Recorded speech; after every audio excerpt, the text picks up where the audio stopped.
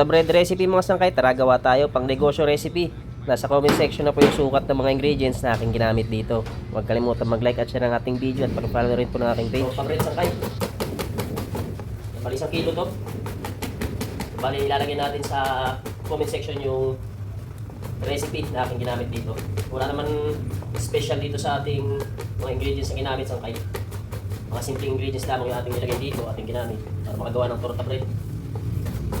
Haluin lamang natin ng maayos bago natin ilagay sa ating kanera. At habang ginagawa natin to is handa na natin yung oven.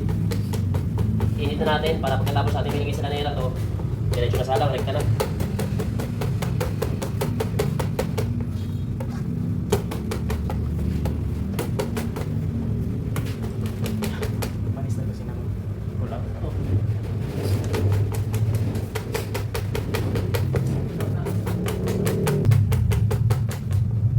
Paghalo na natin ng maayos, lagyan na natin sa lanera. Bali, 1 kilo ko sangkay is 30 pieces.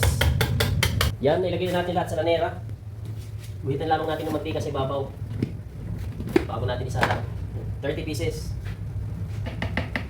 Kung mga sangkay mayroong mantika yan.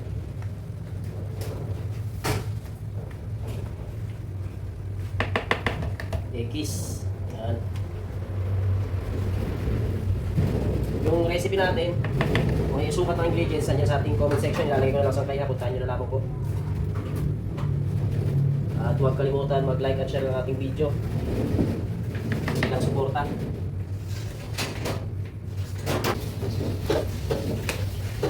Dito natin oven sangkay is 200 degrees Celsius.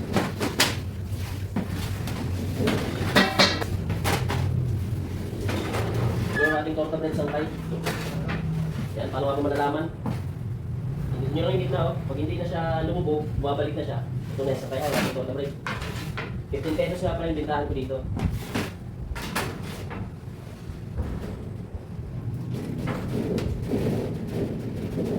Torta bread sangkay, 15 pesos yung ating bintahan yan.